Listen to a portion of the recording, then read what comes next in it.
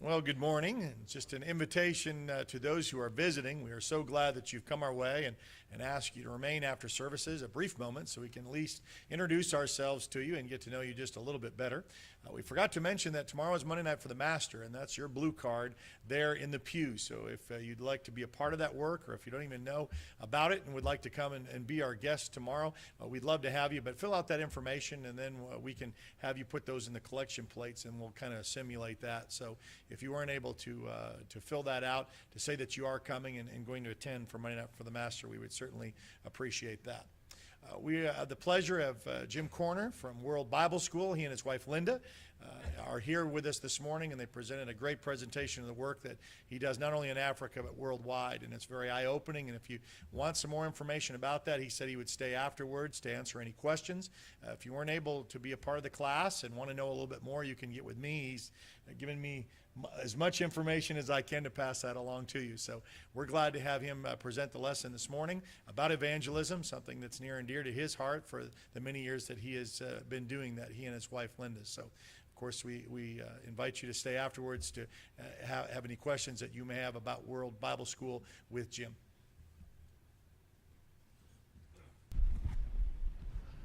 Good morning. Let's try that again. Good morning. Okay, you are out there. Okay. It is a joy to be with you all today. First of all, I want to say thank you to the elders for allowing me this time to be with you. I know sometimes when you have a visiting preacher, it's nothing more than a vacation for the local guy, but I really hope that weeks and months and years from now, you'll look back on this day as a day that had a positive impact on the evangelistic thrust of this congregation. I want you to do something for me. During the prayer, during the announcements earlier, you, like all congregations, have a prayer list and you're praying for different people. Would you please take out a pencil and piece of paper right now? Take it out, because I want to give you the name of someone I want you to pray for. And my guess is you're like me. If you don't write something down, you won't remember it. And this is a brother in our congregation where Linda and I worship. His name is Terry Harlow, Harlow. I've known Terry, Linda and I've known Terry for like 30 years or something like a long time. Terry's been with me to Africa 5 times. He got skin cancer, like right up here, 5 years ago, 4 years ago. They did whatever you do. They thought they got it. Somehow they didn't, and it migrated back to the optic nerve in his eye. It cannot be operated on because it's right close to the brain stem. He, back in, December and January, went down to MD Anderson in Houston, did some high-level radiation. It didn't work. And he's about 68 years old, and he's kind of, 2 weeks ago they went back to MD Anderson, did another gamma knife. I have no idea what that is, but it's a really, really, really high-tech, different kind of radiation. And so if you would please pray for him. He is one good brother and is such a valuable asset to the kingdom, and just pray that God will bless him and his wife, Chris. I want to begin this morning by asking you a question. What do you think about goals? Are you firm or against them?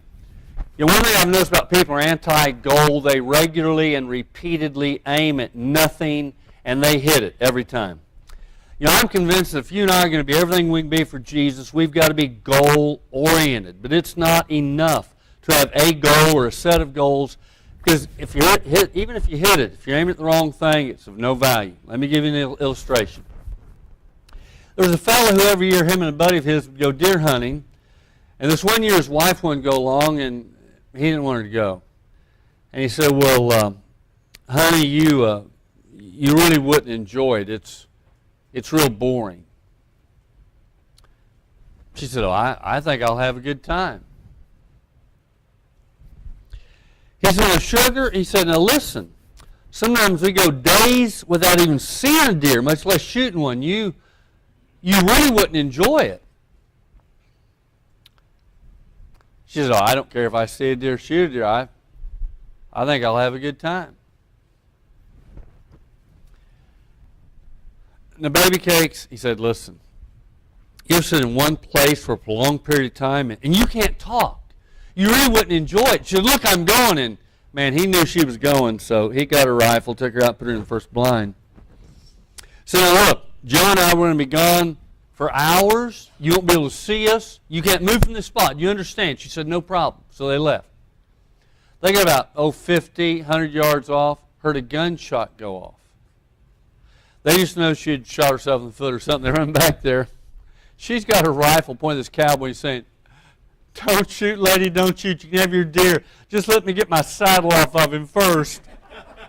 Now, she had an aim. She hit it. It was the wrong one. Now, in the church, what should you and I be aiming at? Well, that question has a lot of answers. Let me give you one. We need to be aiming at the evangelization of the more than 7 billion people who inhabit our planet. That's a lot of folk, you know. We hear the number billion all the time. But if you don't illustrate it in some form or fashion, you can't grasp it. So let me give you this. Let's say we want to delay all 7 billion of us end to end. How long a line do you think we'd have? For the sake of our illustration, we'll say the average height of human beings is 4 feet. I understand that adults are taller, but you've got babies and small children you have to factor in. So we're going to say 4 feet. If we started our line in Lawton, we headed to New York City, do you think we'd make it? Well, the answer is absolutely yes. Okay. Do you think we could get clear across the Atlantic and get all the way to Paris? And the answer is yeah.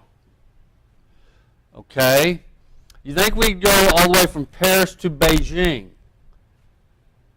And the answer is yes. Now, the Pacific dwarfs the Atlantic. Do you think there's any way we could go clear across the Pacific Ocean and get all the way back to Lawton? And the answer is yes. The Earth is approximately 25,000 miles in circumference. Our line of people would encircle the globe over 210 times. That's 7 billion. And we have been not encouraged. It has not been suggested to us. We've been commanded to share the gospel with all those people, right? Now, if you removed God from the picture, it would be mission impossible. But not if you bring God into the picture. You see, this morning we're going to talk about sharing the gospel. Now, I told you in Bible class I was raised in the church, and I understand that some of my brethren enjoy sermons on evangelism about as much as they enjoy sermons on giving. I understand that. But I didn't come here to beat you over the head with the Bible, okay? I love world evangelism. I love going to Africa. I love that. But do you understand that world evangelism begins in Lawton, Oklahoma, and Garland, Texas? Because world evangelism is fueled by dollars. Now, Lord willing, in October, I'm going to be headed to Cameroon, which is in Central Africa. I've already bought my plane ticket. I called American Airlines and I said, look, my name's Jim Corner, and I need a ticket to Africa because I'm going to go preach the gospel. And they said, you're going to preach the gospel? Ticket's on us. Now, if you believe that, I've got some beachfront property in Wichita, Kansas. I'll sell you real cheap, okay? You know that's not true. world evangelism costs big bucks. Just imagine if y'all, if my congregation, if we were double the size we were, we could do a lot more evangelism, couldn't we? A lot more benevolence. And that's why I said it starts here. Now, when I say sharing the gospel, I know that can scare some people. Sharing the gospel, we're talking about the ABCs of Christianity. Hear me well. If you're a Christian and you knew what you were doing when you became a Christian, you have all the knowledge you need to share the gospel. Because sharing the gospel is not a matter of expertise, it's a matter of want to. And you're like me. You do what you want to do if you're capable of doing it. Let me give you 2 examples. I'm going to make an assumption that I am not the only sports fan in this room. NFL regular season starts next month, right? If possible, on Monday nights, I'm going to be in front of the TV watching a football game.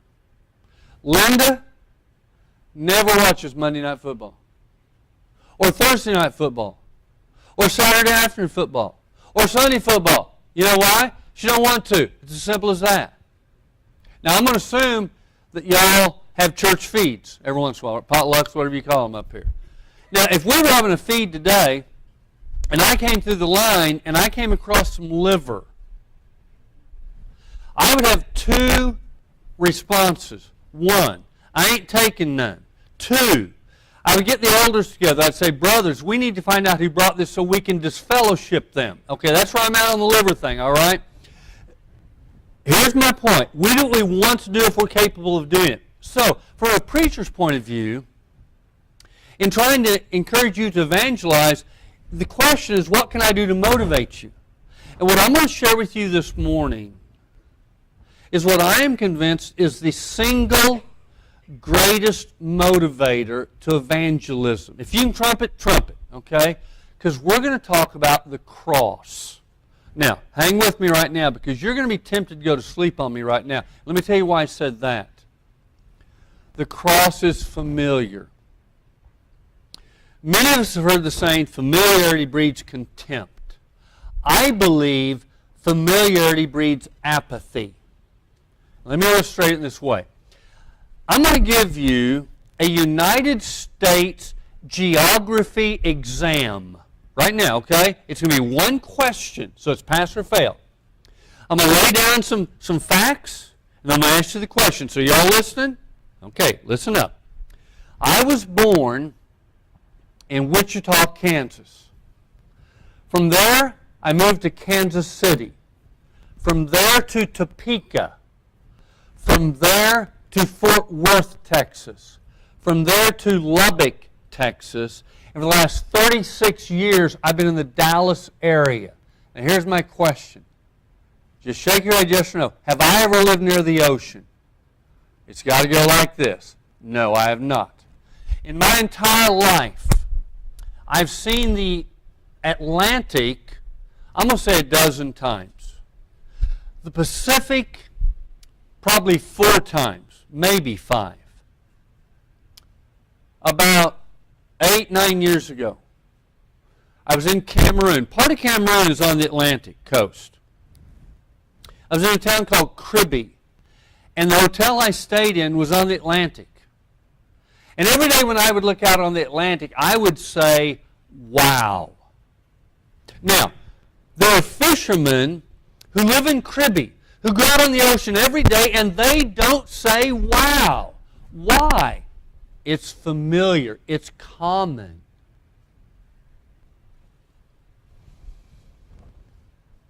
I don't know about you. Worship is very difficult for me. Let me tell you why. Worship demands great focus. Let's think for a minute. Have you ever been singing along? You're singing the right words. You're singing the right notes. But you're not thinking about what you're singing. Sure you have. Have you ever had your head bowed in prayer? A brother's praying, and your mind is someplace else? Sure you have.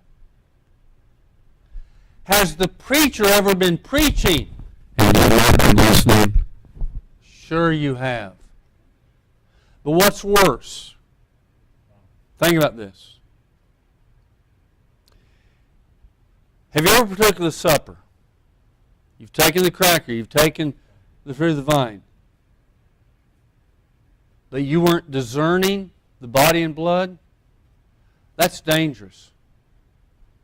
In 1 Corinthians chapter 11, Paul will write that some of our brothers and sisters in Corinth were spiritually sick because they were not paying attention to what they were doing with the particular supper. And some of them were spiritually dead. Think about that. That means if they would have died right then, they would have went to hell. They'd been baptized. They went to church. I'm going to assume they were moral. They would have went to hell. I bring that up for this reason. As we look at the cross this morning, it's familiar. You will learn nothing in this sermon. Zero. You won't. And what that demands of you is even a greater level of focus. Because when we talk about the cross, this isn't Teenage Mutant Ninja Turtles. This isn't Scooby-Doo. This is real. So we're going to divide the sermon in 2 points. First of all, for lack of a better term, the nuts and bolts. The Joe Friday. You remember Dragnet? And Joe Friday, one of his main lines was just the facts, ma'am. And that's what we're going to look at. Betrayed by a friend. Here's Judas, one of the 12. And he has made a signal, right? Whoever I kiss, that's the guy. And for the price of servant, or slave, excuse me. Servant, slave. He betrayed Jesus. He goes up and he kisses Jesus. In Luke's account,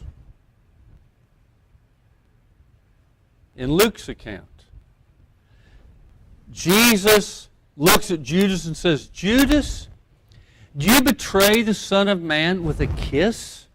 Judas, are you to take that which is a sign of love and friendship and betray me? And the answer was, yeah. They took him, blindfolded him, and began to punch his lights out. They mocked him. You're so smart, who hit you? They took him and they flogged him. If you've never read about flogging, beating, whatever word you want to use, get a Bible encyclopedia or a Bible dictionary and look it up and read about it. Horrific.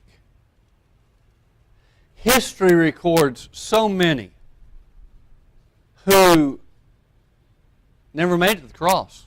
They were going to go to the cross. They died from the beating. They placed a crown of thorns on his head, hit him on the head with a stick, took him out, laid him on a cross, and drove nails in his hands, his feet. Remember, this really happened. This is the Creator allowing His creation to murder Him. And for 6 hours He hung on that cross. Now, the dilemma that you and I have in looking at the cross is an inability to fully grasp it. I mean, we just can't. So you try with illustrations to at least get a handle on it. So let me give you this.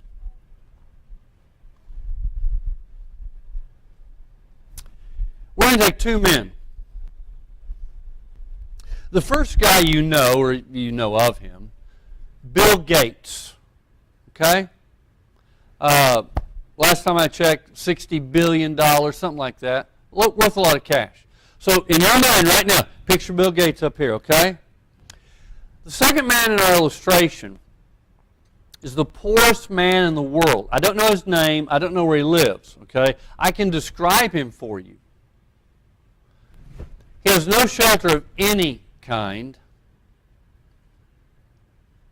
Only enough clothes to keep himself covered, and only enough food to maintain existence.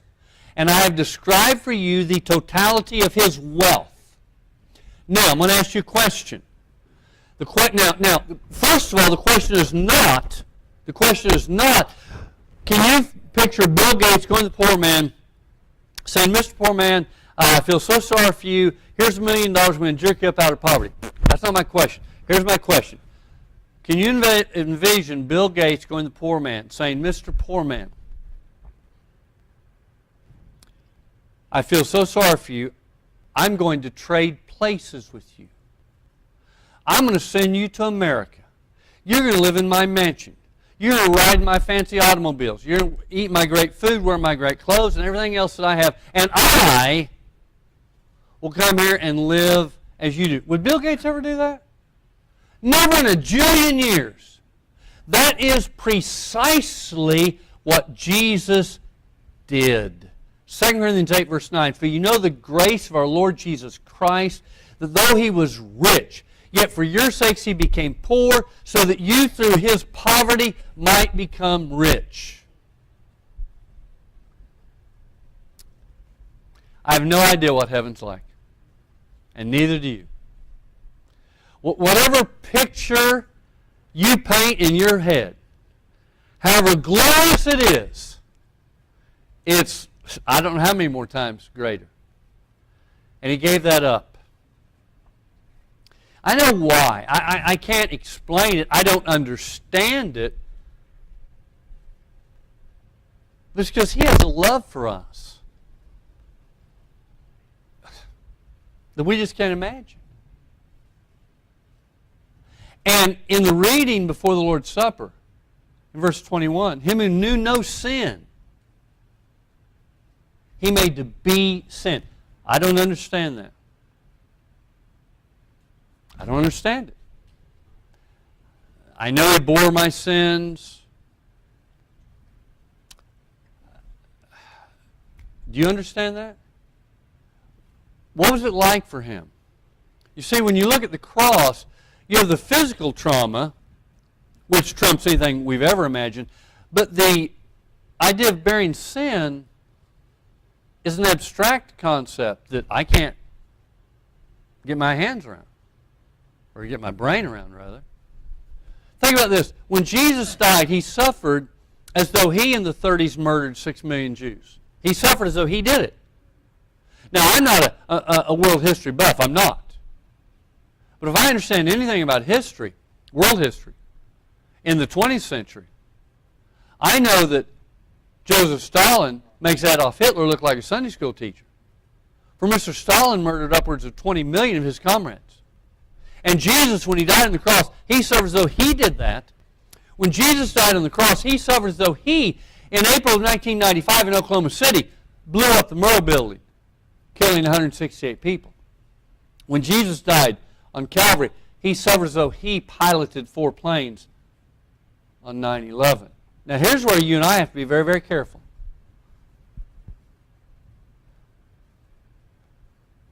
It's not difficult for us to say, Hitler deserves to go to hell, Stalin deserves to go to hell, McVeigh deserves to go to hell, and all those terrorists deserve to go to hell. And amen. But guess what? So do you, and so do I. It would take a blooming idiot to look God in the face on Judgment Day and say, give me what I deserve. Because everybody in this room and every other room, if we get what we deserve, we're going to hell, case closed. But we're going to go to heaven, not because we're good, but because He is great. Now, secondly, let's look at the cross from what I call the emotional side. 2 verses, you're familiar with them. Matthew 26, beginning verse 36, the Garden of Gethsemane scene. He goes to the garden, he prays one prayer 3 times. Simple prayer. I don't want to die. Do you blame him?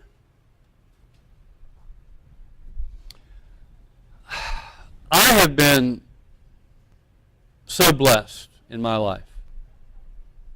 So blessed.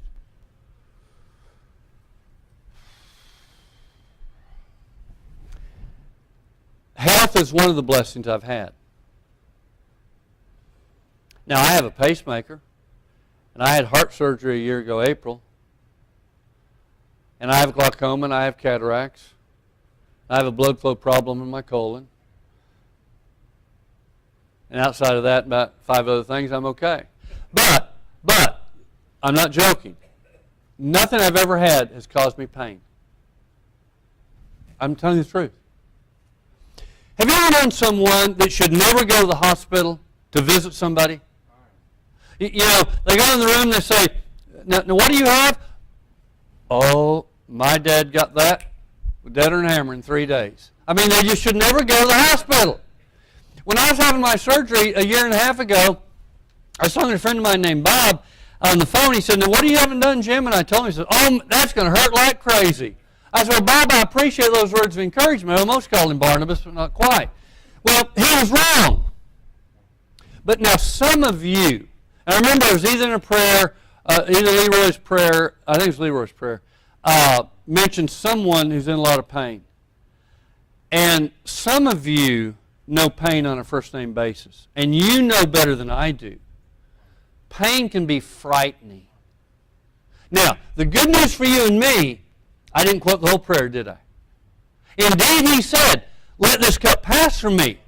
But the good news for you and me is he said, nevertheless, not my will, but yours be done. Second verse, Matthew 27:46.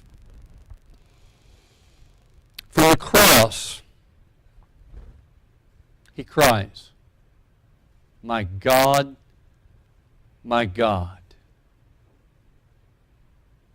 why have you forsaken me?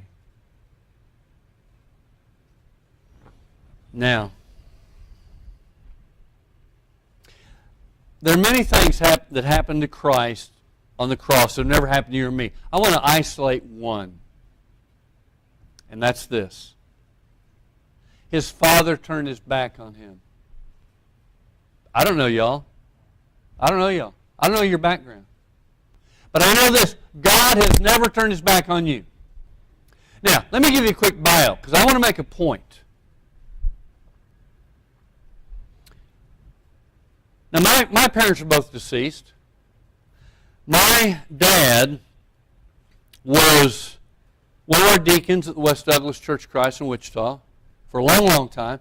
He was our treasurer for 42 years. He was our only song leader for 25 years. My mother taught VBS and the kids and ladies' Bible class, and they did a lot of hospital visitation. I'm not saying this to brag. I want to make a point, okay? I was baptized when I was 11. I've been in church all my life. When I first started going to Ghana, in Ghana, when you're born, usually most Ghanaians have 4 or 5 names. But all of them, one of their names is the day of the week they were born on. Okay? And when I first went in Ghana, brother would say, well, Jim, when were you born? I said, December the 21st. They said, no, what day? I didn't know. I had no idea. So I got one of those 100-year calendars, and I found out I was born on Wednesday. I was born in a snowstorm. The doctor didn't make it to the hospital. Couldn't get there in time. But I was in church on Sunday. I was leading singing in gospel meetings when I was 15. I was at every youth activity. You name it, I was there. Okay, now, listen. If I would have died when I was 18, I think I can give you a pretty good picture of my funeral. It would have been held at the West Douglas Church of Christ. There would have been a lot of people because of my family. and Alan Ritchie would have been the preacher. And as Alan preached, and as he was talking about what a great kid Jim was, I've been burning in torment, and I'm telling you the truth. Because what the brethren didn't know is I cussed like a sailor. What the brethren didn't know is stuff I would never share with you because I'm too ashamed. When I was about 20 years old, I woke up. When I came back, guess where God was? You know the answer to that. God was where He'd always been. God had not turned His back on Jim. Jim had turned his back on God. But at Calvary, God turned His back on His boy. He goes back to the 2 Corinthians 5 passage. Because of the sin that he was bearing. Now, I began this sermon by saying we're going to talk about evangelism. And I haven't said a word about evangelism, have I? And you know why?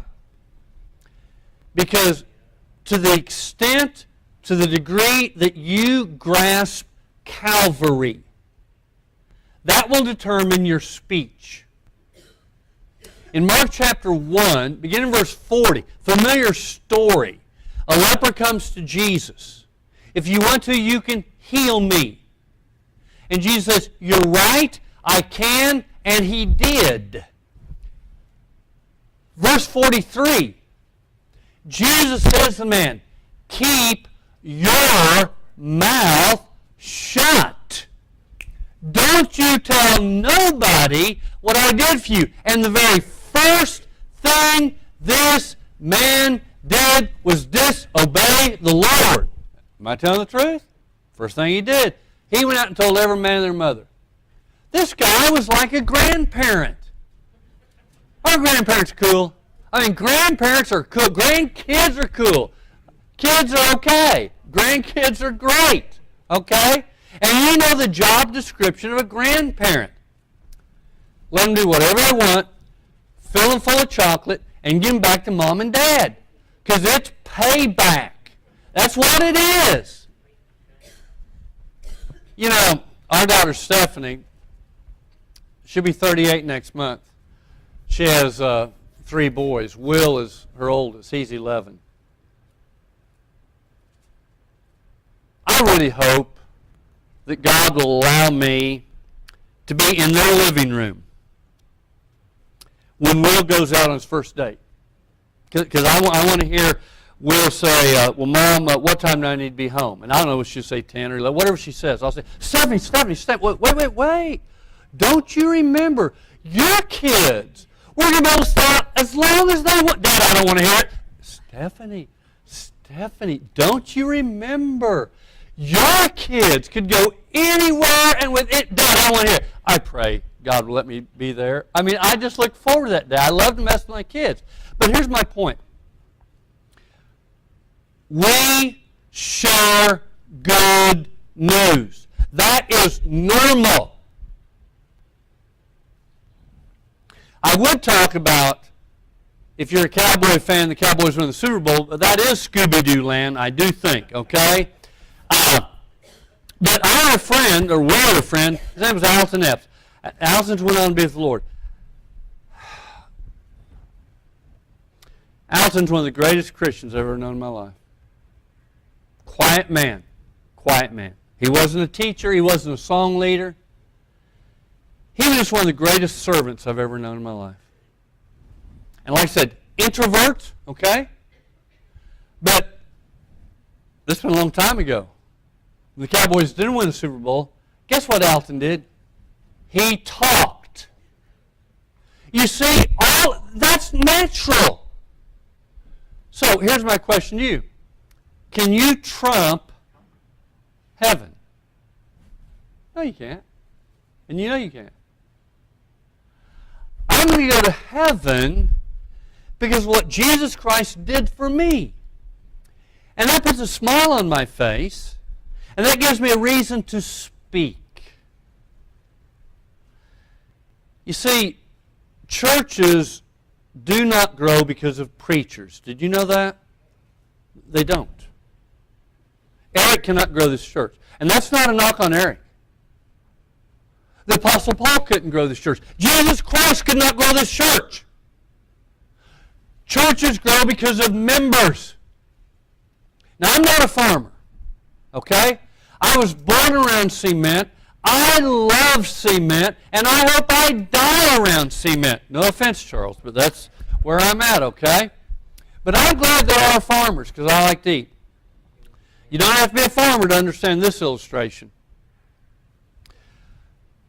You have a farmer, let's say he has 1,000 acres.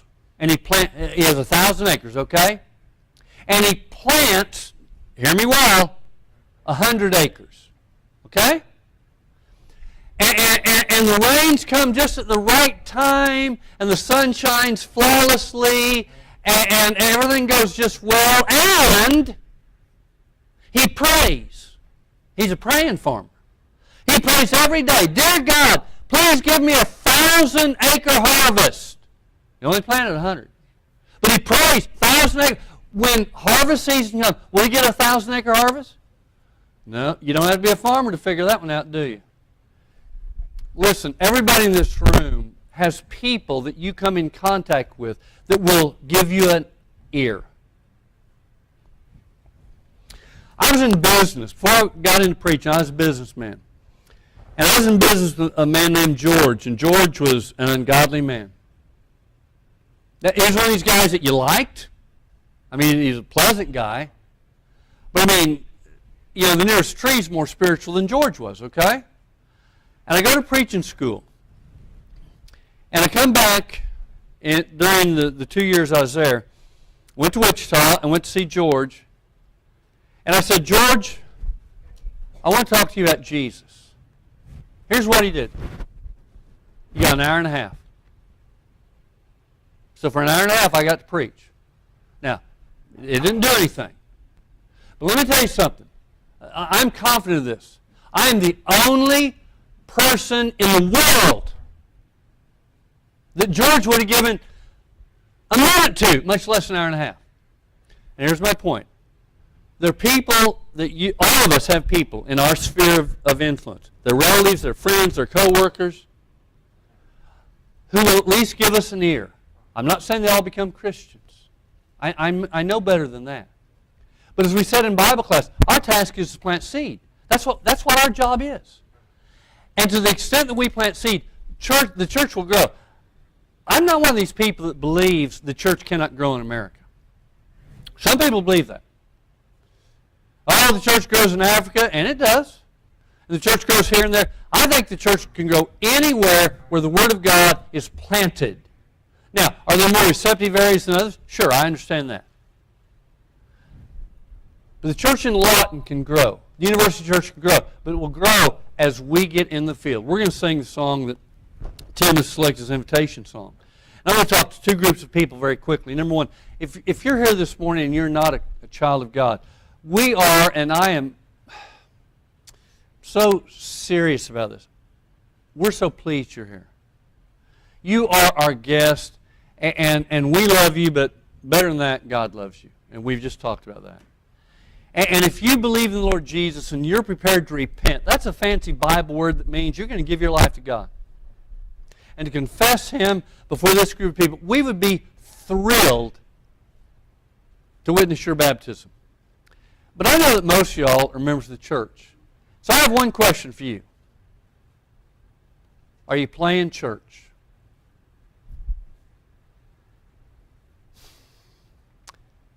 If you're a typical congregation, I hope you're not, but you probably are. Some of you are playing church. That's a real stupid game to play. Because you can't win. Now, all of us are adults. I'm pretty sure this is a true statement.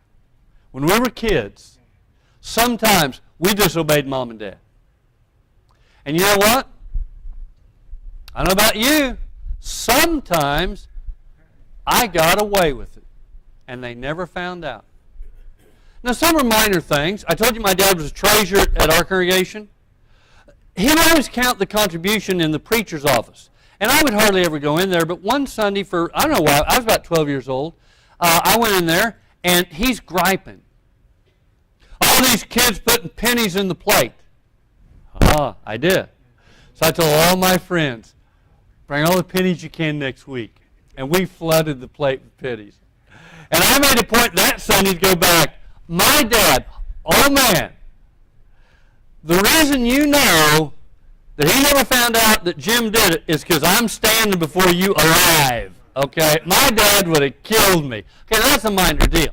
But here's what I want you to think about.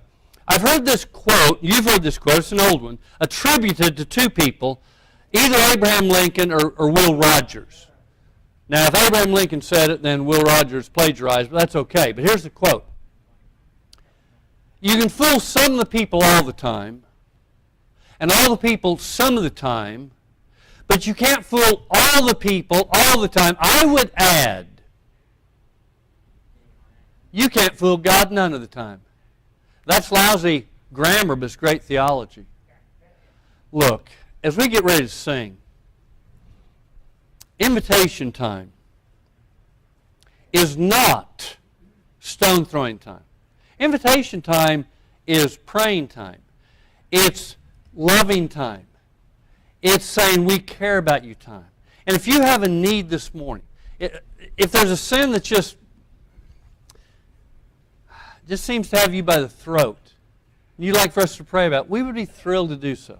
You may have a need that has nothing to do with sin. You just want your family to pray for you. If there's any way we can help you, we invite you to come now as we stand and sing.